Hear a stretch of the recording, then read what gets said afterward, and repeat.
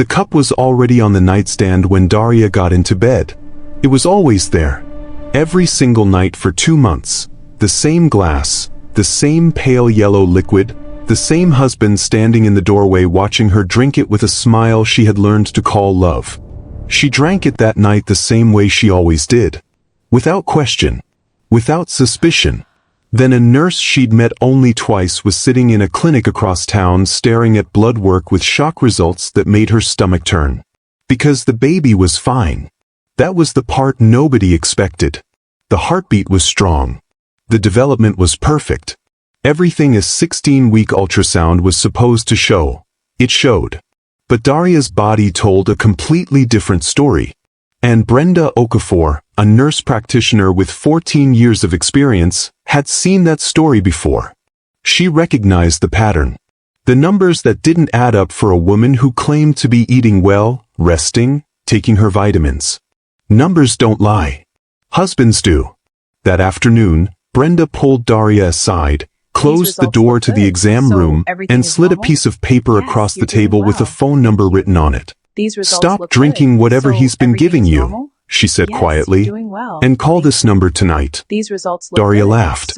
She actually laughed, the nervous, disbelieving kind, because the idea that Marcus, the man who held her through 2 miscarriages and never once let go, could be the source of her suffering was simply impossible. She pocketed the number anyway. And that small, almost unconscious decision, that single moment of just in case, is the reason Daria Simmons is alive today. This is her story. Welcome back, my family. Before we begin, I want to take a moment for anyone who's ever been betrayed, dismissed, or made to feel small. May you find strength without losing your softness. May justice find you without hardening your heart. And may every tear you've cried in silence become wisdom, not bitterness. This space is for healing, truth, and growth. If this speaks to you, tell me in the comments, what lesson did pain teach you? Like and subscribe and share it with your friends. Your support brings us closer to our 1K subscriber milestone and inspires us to keep creating more emotional stories of resilience, healing. Thank you for being part of our journey. Your presence matters more than you know. The waiting room at Lakeview Maternal Care Clinic smelled like hand sanitizer and burnt coffee. Plastic chairs lined the walls. A small TV mounted in the corner played a muted home improvement show. Daria Simmons sat with her purse in her lap, her winter coat still on, watching the door. Marcus had promised to come. He'd said it 3 times that week. Written it on the kitchen whiteboard they used for grocery lists. Daria's appointment. She'd seen him look at it every morning. And then at 12:47, the text came. "Warehouse is short 2 people. Can't leave. You understand, right? Kiss my baby for me." She understood. She always understood. A nurse called her name. Daria followed her down a narrow hallway lined with pamphlets about gestational diabetes and folic acid, and into a small exam room that was somehow colder than the waiting area. She changed into the paper gown, folded her clothes neatly, and sat on the crinkled table. Nurse practitioner Brenda Okafor walked in 4 minutes later. She was a compact woman in her mid-40s with close-cropped natural hair and reading glasses pushed up on her forehead. She had the kind of calm that came not from personality but from experience, the calm of someone who had delivered hard news enough times to know how to carry it without dropping it on people. "How are we feeling, Daria?" "Tired," Daria said. "But I figured that was normal." "What kind of tired?" Daria paused. "The kind that doesn't go away. I sleep 10, 11 hours and wake up foggy. Like my body forgot how to reset." Brenda made a note. "When does it hit hardest?" "Evenings mostly. After dinner. By 8 o'clock I can barely keep my eyes open." Another note. Brenda moved through the rest of the appointment efficiently, blood pressure, measurements, the ultrasound. The baby looked perfect. Strong heartbeat. Good positioning. Daria cried a little, the way she always did when she heard that sound, because after 2 losses, a healthy heartbeat still felt like a miracle. Then Brenda sat down and pulled up the blood work results on her tablet. The shift in her expression was small. Most patients wouldn't have caught it. Daria caught it. Is something wrong? Your baby is fine, Brenda said carefully. But your levels concern me. Potassium critically low. Magnesium depleted. Your nervous system is showing signs of prolonged chemical stress. She set the tablet down. Daria, does anyone at home prepare your food or drinks regularly? The question landed strangely. My husband. He makes me this electrolyte water every night. Says it helps with cramping. Brenda held her gaze for a moment that lasted too long. Then she wrote something on a notepad and slid it across the table. A phone number. Call this tonight, she said quietly. And stop drinking whatever he's been giving you. Daria stared at the paper. Her phone buzzed. A text from Marcus. Everything good? How's my baby? She typed back, fine. Everything's fine. On my way home. But her hands wouldn't stop shaking. Dinner was soup. Marcus stood at the stove when Daria walked in, wooden spoon in one hand, dish towel over his shoulder. He turned and smiled, that wide, easy smile that had once made her feel like the most important person in any room. There she is, he said. How's my girl? Tired, she said. She set her purse down slowly, watching him. Baby okay? Perfect. Strong heartbeat. His smile widened. That's what I'm talking about. He kissed her forehead and steered her toward the table. Sit down. You need to eat. The soup smelled good. Chicken broth, carrots, celery. He set the bowl in front of her with a tenderness that made her chest ache. She picked up the spoon, stirred slowly, brought it close to her lips, and set it back down. Not hungry. His voice stayed warm, but something behind his eyes sharpened slightly. I ate late at the clinic. Vending machine stuff. She patted her stomach. Baby went wild for the peanut butter crackers. He laughed. But eat something real before bed. After dinner he brought the glass. Pale yellow liquid, slightly cloudy, the same as every night. He set it on the nightstand while she brushed her teeth and waited in the doorway. Drink it before you sleep, he said. Your legs were cramping last week, remember? I remember. She picked up the glass. Held it. He watched. She pretended to sip, tilted the glass enough to wet her lips. Thank you, Marcus. He nodded, satisfied, and went back to the living room. She poured it down the bathroom sink. The next morning she called Renee from her car before work, parked 2 streets away from the house. Renee answered on the second ring. Daria. Just her name, but loaded with 6 weeks of worry. Hey. Daria's voice cracked immediately. What's wrong? Is the baby? Baby's fine. She pressed her fingers against her eyes. Renee, the nurse said something to me yesterday. She asked if anyone at home was preparing my food. She gave me a number for, I don't even know what it was. A hotline or something. Silence on the other end. Then carefully, what did you tell her? I told her Marcus makes my drinks. My vitamins. Most of my meals lately. Another silence, heavier this time. Daria. I've called that house 6 times in the last month. Every time, Marcus answered. Every time he said you were sleeping. You never called me back. I didn't know. He never told you I called. Did he? It wasn't a question. Daria stared through the windshield at a stop sign she wasn't moving toward. Her mouth was dry. He's protective, she whispered. He just worries. There's a supplement bottle in your kitchen, Renee said quietly. Text me a photo of the label. Right now. Daria didn't ask how Renee knew about the bottle. She went back inside, photographed it, and sent it without a word. Renee's response came in under a minute. Daria. Google what this does in high doses. Then call me back. Daria sat in her car in the elementary school parking lot and Googled it. She read the first result. Then the second. Then a medical forum thread she almost closed because the language was too clinical, too cold, too precise for what she was trying to convince herself wasn't happening. In therapeutic doses, the compound was harmless. A mild mineral supplement. The kind of thing sold in health food stores next to protein powder and herbal teas. In sustained elevated doses, the effects were different. Neurological sedation, chronic fatigue, muscle weakness, disrupted absorption of essential prenatal nutrients.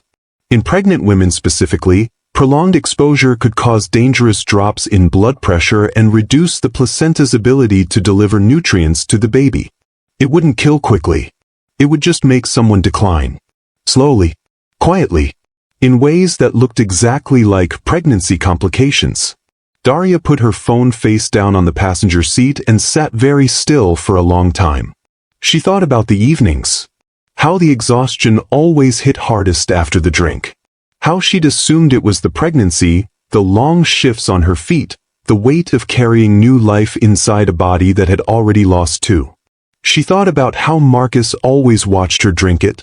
How the one time she'd fallen asleep before he brought it, he'd woken her up specifically to make sure she had it. "You need this," he'd said. "The baby needs this." She called Brenda Okafor from the parking lot. Brenda answered on the second ring, like she'd been expecting it. "I looked it up," Daria said. "I know." Brenda's voice was calm, measured. "I suspected a sedative compound from your blood work pattern.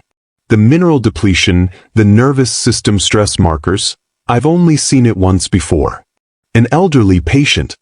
His caregiver was over-medicating him to keep him manageable." The word manageable moved through Daria like ice water. "I need a urine sample from you," Brenda continued. "And a physical sample of whatever he's been adding to your drinks. Small amount, sealed container. Can you do that without him knowing?" "Yes." "Daria." Brenda paused. "You're being very calm." "I'm not calm," she said quietly. "I just don't have room to fall apart right now."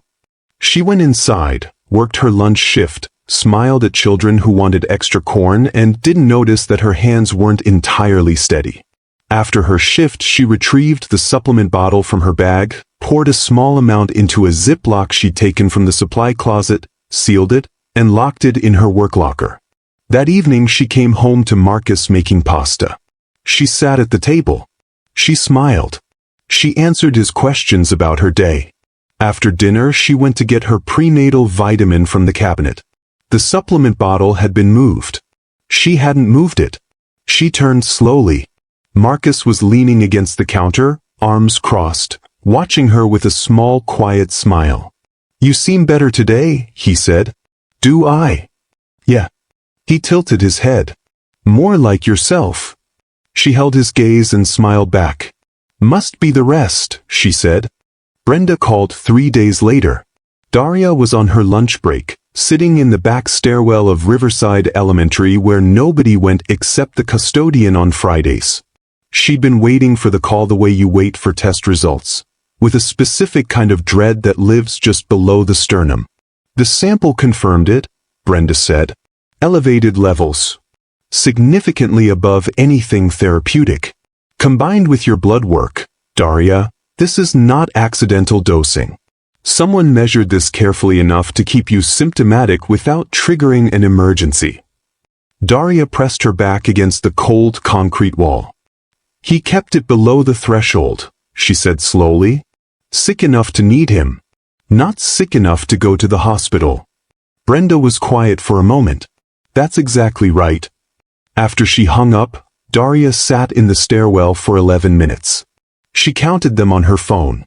Then she stood up, smoothed her uniform, and went back to work. Renee called that evening from a number Daria didn't recognize. "Don't say my name," Renee said immediately. "Marcus might be nearby. Just listen." Daria turned toward the kitchen window, lowering her voice. "Okay. I drove up this morning. I've been talking to people at the warehouse where Marcus works." Renee's voice was tight, controlled. "2 of his coworkers told me he's been telling people for months that you're unwell, that your pregnancy has serious complications, that he might need to take extended leave to care for you." Daria's grip tightened on the phone. "He was building a story," Renee continued. making sure everyone expected you to get worse. One of the guys mentioned Marcus asked HR about spousal short-term disability. Another one said he seemed real interested in what happened to warehouse benefits if a spouse passed during a policy period. The room tilted slightly. There's more. Renee's voice dropped lower. I photographed documents in his car, Daria. He left it unlocked in the driveway this morning. There's a supplemental life insurance policy. Taken out 8 weeks ago. You're the insured. He's the sole beneficiary. Daria walked slowly to the bathroom and closed the door. How much? She whispered. Renee told her. The number was not small. Daria sat down on the edge of the tub and stared at the floor tiles. She counted the grout lines the way she used to count ceiling tiles at doctor's appointments when she needed something to hold on to. 8 weeks ago. He'd taken out the policy 8 weeks ago. Right around the time he'd started making her the nightly drinks. Right around the time he'd encouraged her to cut back her hours. Right around the time he'd started answering her phone when Renee called. He hadn't been trying to keep her dependent. He'd been building a timeline. A paper trail that would make her death look like a tragic pregnancy complication that everyone at the warehouse had already been prepared to hear about. She thought about his face every night in the doorway. Watching her drink. Waiting. Renee, she said quietly. I'm here. I need you to come inside now. They met at Brenda's clinic after hours. Daria, Renee, and Brenda sat in the small break room with paper cups of tea none of them touched. Brenda had already contacted a patient advocate and quietly flagged the case with a domestic violence liaison named Sandra who worked out of the county hospital. Sandra had connected them with Detective Carol Paulson, a compact, soft-spoken woman who specialized specifically in covert domestic harm cases. Detective Paulson sat across from Daria with a legal pad and no recorder. Not yet. Tell me everything, she said. From the beginning. So Daria did. She spoke for 40 minutes without stopping. The nightly drinks. The moved supplement bottle. The insurance policy. The coworkers. The 6 phone calls Renee made that Marcus never passed on. The way her body had started recovering the moment she stopped consuming what he gave her. Detective Paulson wrote steadily and said very little. When Daria finished, Paulson set down her pen. The lab results and the insurance documents give us enough to move. But a confession, even a partial one, strengthens everything significantly. She looked at Daria carefully. Are you willing to bring him in? Daria didn't hesitate. Yes. The plan was simple. Daria would go home, tell Marcus she'd been feeling dizzy and was worried about the baby, and ask him to take her to the clinic. Marcus would come because Marcus always came when it involved the baby. That was the one performance he never skipped. Brenda would be waiting inside with Detective Paulson's colleague. Marcus would be separated from Daria under standard intake procedure. Paulson would be in the back. Renee would wait in the parking lot. Daria drove home alone. She sat in the driveway for 90 seconds, breathing slowly, then walked inside. Marcus was on the couch watching television. He looked up and immediately read her face. What's wrong? I've been dizzy all afternoon, she said. And there's this pressure. Low on my left side. I'm probably overreacting, but... He was already standing. Get your coat. Let's go. At the clinic, Brenda met them at the door with a warm professional smile and guided Daria immediately toward the back. A nurse Daria didn't recognize asked Marcus to wait at the intake desk to complete updated insurance paperwork. He hesitated for just a fraction of a second. Then he smiled and sat down. Daria didn't look back. In the exam room, Detective Paulson was waiting. Daria sat down, and for the second time that week, told everything she knew to someone who believed her completely and wrote it all down. In the waiting area, Marcus was calm at first. Polite. Cooperative. The picture of a worried husband filling out forms. Until Detective Paulson's colleague sat down beside him and placed 3 items on the clipboard. The lab results. The insurance policy. A printed statement from a warehouse coworker. The color left Marcus's face slowly, The way heat leaves a room when the door opens in winter. He asked for a lawyer. Brenda walked Daria out through the side entrance where Renee was waiting. As they turned down the main corridor, they passed the waiting area. Marcus was on his feet, flanked, his jaw tight. He looked at Daria. His expression was unreadable for a moment. Then quietly, almost gently, he said, "I did everything for you." Daria stopped walking. She looked at the man she had married 9 years ago at the courthouse with 2 witnesses and no fanfare because he'd said he didn't need all that. He just needed her. She understood now what that had meant. "I know you did, Marcus," she said. She held his gaze for one long, steady moment. That was always the problem. She walked out into the cold night air, Renee's arm around her shoulders, and didn't look back. Marcus Webb was charged on 3 counts. Criminal poisoning, domestic abuse, insurance fraud with intent. The case moved through the system over 8 months. Slow and grinding, the way justice usually works for women who survive quietly rather than dramatically. No broken bones. No visible bruises. Just blood work and a supplement bottle and a husband who'd been telling his co-workers his wife was dying before she knew it herself. He pleaded guilty on 2 counts to avoid trial. 5 years minimum. Possible parole at 7. The fraud charge added complexity that his attorney hadn't anticipated, and the plea negotiation took longer than expected because Detective Paulson refused to let it disappear into a lesser charge. She'd seen cases like this before. She knew what happened when they were minimized. She didn't minimize it.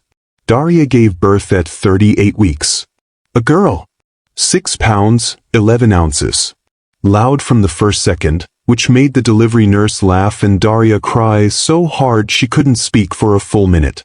She named her Claudette, after her grandmother, who had survived things she never discussed and raised 4 children without ever once asking for credit. Renee was in the room. Brenda Okafor stopped by on her lunch break, still in her scrubs, holding a small yellow gift bag. She stood at the foot of the bed and looked at Claudette for a long, quiet moment. "She's perfect," Brenda said. "She is," Daria agreed. Neither of them said anything else. They didn't need to.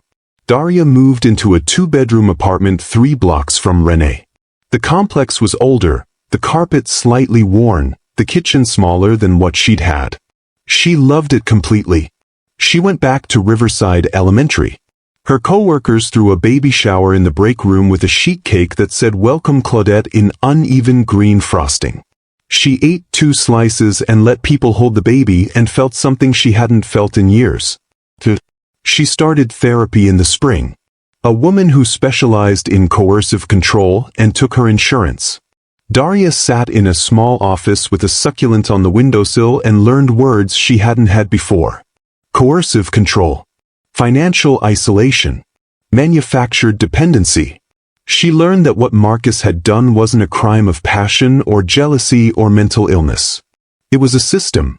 Carefully built. Brick by brick. And she had lived inside it for 9 years without recognizing the walls.